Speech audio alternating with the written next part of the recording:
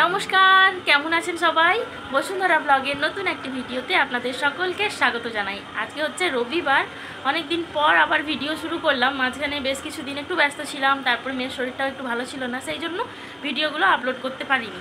তো যাই হোক, আজ থেকে ভাবছি আবার ভিডিওগুলো কন্টিনিউ করব। তো সকাল হয়ে গেছে, স্নান টান সেরে পুজো টুজো কমপ্লিট, আর রান্নাবান্নাও চাপিয়ে দিয়েছি। আর এইদিকে আমার পিউকে দেখুন, এই দেখুন পিউ এখন শুয়ে আছে, ওর দিকে ক্যামেরা যা দিলাম ও মুখটা চাপা দিয়ে দিয়েছে। এই দেখুন ওই দুটো চোখ জ্বলছে, ওই দেখুন ওই হাসি হাসি মুখ। Good morning. দেখছেন, ওই দেখুন ওই হাসছে, ওই হাসি হাসি মুখ। ওর পাপা ওকে তুলছে, এতক্ষণ ধরে শুয়েছিল। আজকে কই মেলা যাবি যে? এই মেলা যাবি যে? কি কিনবি মেলায়? কি কিনবি মেলায়? দেখা তো কি ওটা, দেখা দেখা আরেকবার দেখা। কি গাড়ি দেখা? ওই গাড়িটা বাবার যেটা আছে, ও একটা মোটর সাইকেল কিনবে। সেই কালী পূজার সময় থেকে বাপের ঘরে ওখানে যে পূজা হচ্ছিল ও দেখে এসছে, সেই মোটর সাইকেলের ভূত ওর মাথায় আছে। ওর বাবা গাড়ি কেনার পর ও বলছে যে আমিও বাবার মতন গাড়ি নেব। ঘুম থেকে উঠিয়ে নিয়ে ওকে একটু ফ্রেশ করে, মানে ওকে এই যেহেতু গরম পড়েছে, একটু পাউডার টাউডার মাখিয়ে যে জামাটা পরে শোয়ে সেই জামাটা চেঞ্জ করে দিই, কারণ ঘেমে টেমে যায়, তো সেই জন্য চেঞ্জ করে ওকে ব্রাশ দিয়ে দিয়েছি। ও এখন নাচ করছে আর ব্রাশ করছে, খুব এনজয় করে ও ব্রাশটা করছে। তো খোঁচা হয়ে গেলে আবার পিঠে পড়বে ঢিপ ঢিপ করে। যাই হোক, আমি রান্নাটাও বসিয়ে দিয়েছি, কারণ ও ভাত খায়। ও সকাল টাইমটা যাই খাক না কেন, ভাত ওর চাই, মানে 9:30 10টার মধ্যে ওকে যেন একটু ভাত দেওয়া হয়। যেহেতু একটু দেরি করেই উঠেছে সকালে, সেই জন্য ওকে হচ্ছে একটু কেক দিয়েছি। ও লুকিয়ে দিচ্ছে দেখুন। আর এই যে গ্লাসে করে জল দিয়ে দিয়েছি, ও একা একা খেয়ে নেবে।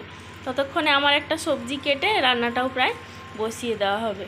শুধু যে কেক নিয়েছে তা না, এই যে দেখুন এই একটা কি চাউ না কি বলে ওকে, ওটাও খাবে। আর একটা নাস্তার প্যাকেটও নিয়ে নিয়েছে। সে তার সারাদিনের খাবার নিয়ে নিয়েছে, ওইগুলো আবার আস্তে আস্তে করে সে খাবে। খেয়ে নাও, কেকটা খেয়ে নাও আগে।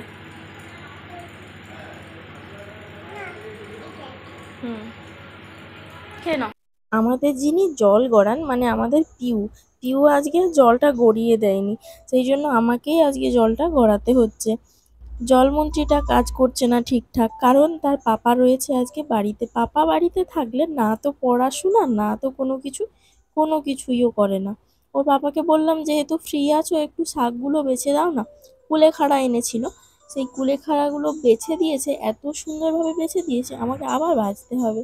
আজকে রান্না হবে একটু ঝিঙে দিয়ে আলু দিয়ে একটু তরকারি হবে, একেবারে পাতলা ঝোল, যাকে বলে পেট ঠান্ডা করা মন ঠান্ডা করা একটা তরকারি। আর মাছ দিয়ে একটু মটরশুঁটি, আলু আর সজনে ডাঁটার একটা ঝোল করব। মাছ বলতে একটু কাতলা মাছ নিয়ে এসছে, সেই মাছেরই ঝোল করব। আর এইদিকে পেঁয়াজ, টমেটো, আদা, রসুন, লঙ্কা আর এই যে লাল লাল বিট গাজর রেখেছি। বিট গাজরগুলোকে এমনি যদি কুচিয়ে তরকারিতে দিই, সেগুলো খেতে মানে কীরকম একটা লাগে। আর আমার মেয়ে তো খেতেই চায় না। মেয়ে বলবো কেন, আমি নিজেই খেতে চাই না। সেই জন্য ওগুলোকে কুড়িয়ে দেবো। অসম্ভব সুন্দর লাগবে, বুঝতেও পারা যাবে না, খাওয়াও হয়ে যাবে। কি আর করবো, এক গাদা করে নিয়ে চলে এসছে, ওইভাবে খেয়েই শেষ করতে হবে। ওইদিকে মাছ ভাজতে দিয়ে আমি এই দিকটাতে ভাবছি তরকারিটা প্রথমে করে নেব, মানে ঝিঙ্গের তরকারিটা আর কি। আর মাছটা ভাজার জন্য আমি প্রথমে লোহার কড়াইতে মাছ ভাজতাম, লোহার কড়াই ছাড়া মাছ ভাজতেই পারতাম না। তবে এখন দেখছি যে সিলভারের কড়াইতে আমি মাছ ভাজতে পেরে গেছি, মানে বেশ পরিমাণে তাঁতিয়ে নিই, তো যে কারণে মাছ আর লেগে যাওয়ার কোনো ভয় নেই। মোটামুটিভাবে আমি পেরেই গেছি মাছ ভাজতে। বা মাছগুলো ভাজতে আগে প্রচুর পরিমাণে ভয় পেতাম, যেগুলো একটু ফাটে টাটে জানি, যেমন পাঙাশ মাছটা প্রচুর পরিমাণে ফাটে। তবে এখনও না সেরকম ভয় পাই না। মাছকে ভাজতে দিয়ে ঢাকনা লাগিয়ে দিয়ে আমি অন্য একটি রুমে গিয়ে বসে থাকি। ঠিক হয়ে যাবে এমন মুহূর্তে এসে গ্যাসটাকে কমিয়ে দিয়ে আবার একটু এপিট ওপিট করে দিয়ে আবার ঢাকনা দিয়ে চলে যাই, এসে একেবারে আবার নামিয়ে নিই।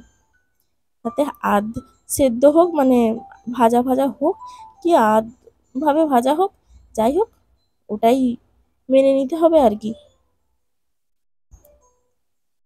ঝিঙের তরকারিটা খেতে বরাবরই আমার বাপি খুব ভালোবাসে। তবে কালকের দিকে একবার ওখানে যাব, ও বাড়ি গেলে ভাবছি ঝিঙের তরকারি করব আবার। মেয়েও দেখছি এখন ঝিঙের তরকারি খেতে খুব পছন্দ করছে।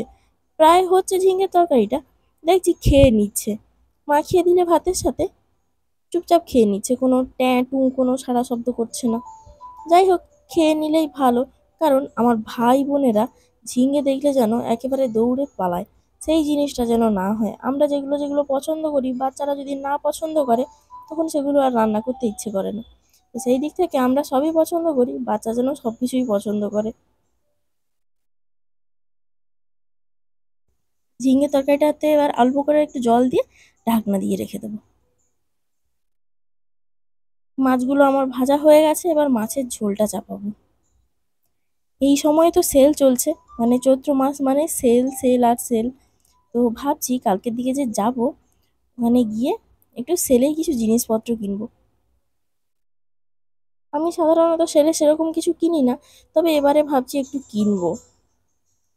কারণ মাঝে মাঝে এদিক ওদিক করে যাই, মেয়ে যখন ছোট ছিল কোথাও প্রায় যেতাম না, এখন একটু বড় হতে এদিক ওদিক করে যাই।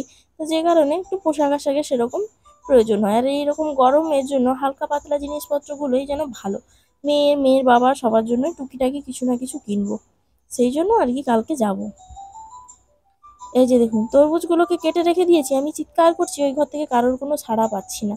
চলুন গিয়ে একবারটি দেখে আসি যে সবাই মিলে কি করছে, যে সাড়া দিচ্ছে না আমায়। ও বাবা, এই ব্যাপার দেখুন, আমি চিল্লিয়ে চিল্লিয়ে সেপাশে মরছি, আর এইদিকে বাচ্চাকে খেলতে দিয়ে বাচ্চার বাপ ঘুমিয়ে পড়েছে। ওইদিকে ও ঘরে দিয়ে চলে এসেছি তরমুজ, তরমুজ দিয়ে বলে দিয়েছি যে খেয়ে নাও, খেয়ে শেষ করে আমাকে বাটি দিয়ে আসবে। আর এইদিকে হচ্ছে আমি বাকি যে তরকারিটা বাকি ছিল সেটাই এখন রান্না করছি।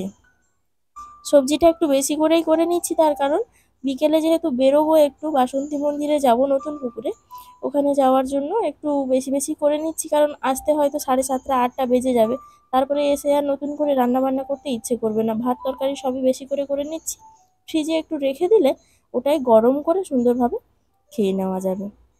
কোথাও থেকে ঘুরে এসে আর রান্না বান্না করতে ভালো লাগে না। তো যাই হোক, আজকের ভিডিওটি এই পর্যন্ত। সবাই ভালো থাকবেন, সুস্থ থাকবেন, সাবধানে থাকবেন। দেখা হচ্ছে খুব শীঘ্রই আমার পরবর্তী আরেকটি ভিডিওতে। সবাই ভালো থাকবেন, সুস্থ থাকবেন।